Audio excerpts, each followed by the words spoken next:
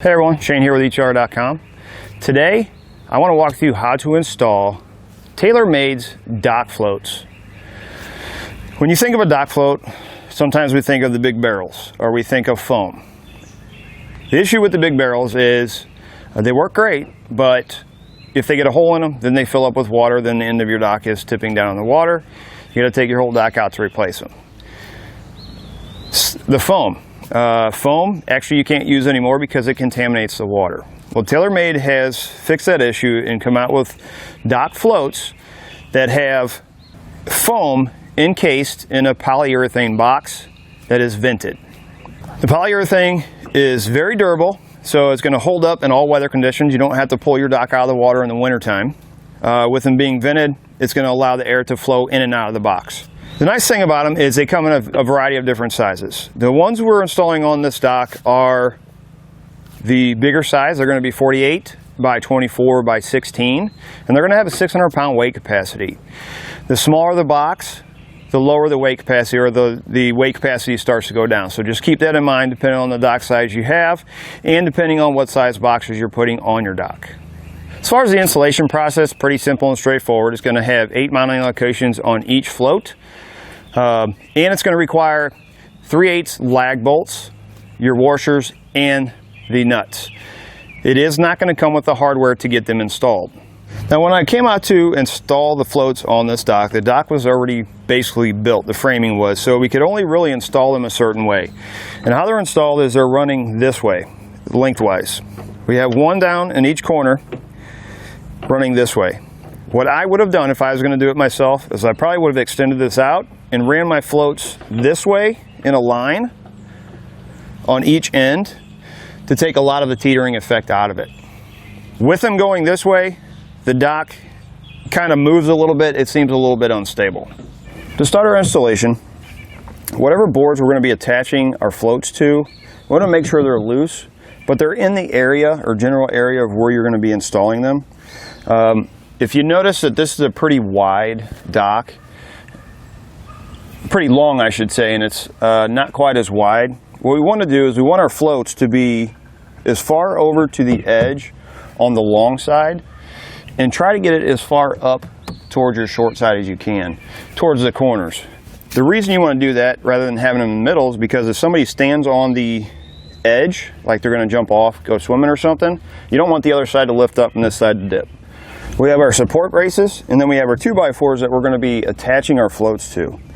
I'm going to start with this outside edge, get it pulled over as far as I can. We're going to set our float in place, and we're going to mark where we're going to be drilling our holes for our lag bolts. Now when we're drilling for our lag bolts, we want to try to go through the center if possible. We don't want to go to the edge because we don't want to take a chance of that lag bolt breaking off that piece and possibly this coming loose. So this is where we're going to be mounting it. Now we're only going to be putting 4 lag bolts in. It actually has 8, so if you wanted to put them on the ends you can. I would suggest if you have moving water to put all of them in. We don't have moving water, we have a small lake, so we're only going to be putting 4 of them in to hold these in place. So if you see where I have this sitting, we're going to mark it right here in the center. We're going to do this on one side first. And I don't have this 2x4 screwed down yet. This is going to make it a lot easier when I'm hammering the lag bolt through that hole than trying to lift up the whole dock and hold it up in the air. Now, depending on what size lag bolts you're using, will depend on what size hole you want. I'm doing it a little bit smaller than a lag bolt, and we're using 3-inch lag bolts. They don't have to be quite that long, but that gives us plenty of room to work with.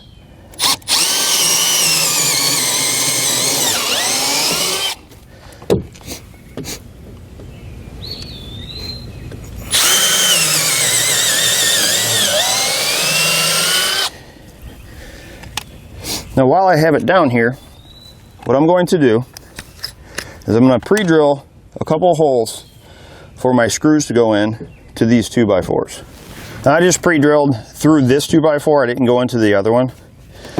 So now we'll take this off And then we can hammer our lag bolts in.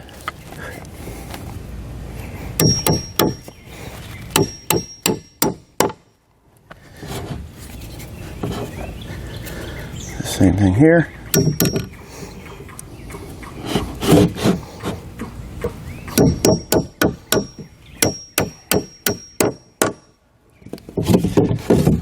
I'll set this back in place.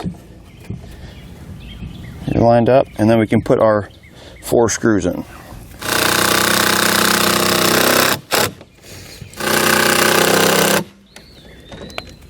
So now we're going to take our dock float, we're going to slide it all the way in. We're going to take our 2x4 on the other side, get it lined up.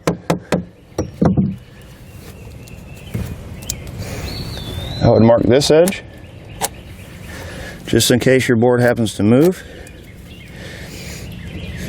Then we're going to mark these. I'll take our float off. Then we're going to repeat that process for that board. Then we'll take our float, and it should line right up with our bolts. Now we can take our washers and nuts, put them on each of the bolts, and secure them down. So what I'm doing is I'm putting 2 washers on. I would suggest, our customer doesn't have lock washers, so I would suggest, if you're doing this, put lock washers on. I'm using 2 washers just so that the washer doesn't fold down inside of here. It makes it a little bit stiffer. Once you get all your hardware in place, go ahead and tighten it down, and then repeat that process for any other float you're installing. Once you have all your floats installed, you're ready to go. It's going to do it for look at and installation on the TaylorMade dock floats.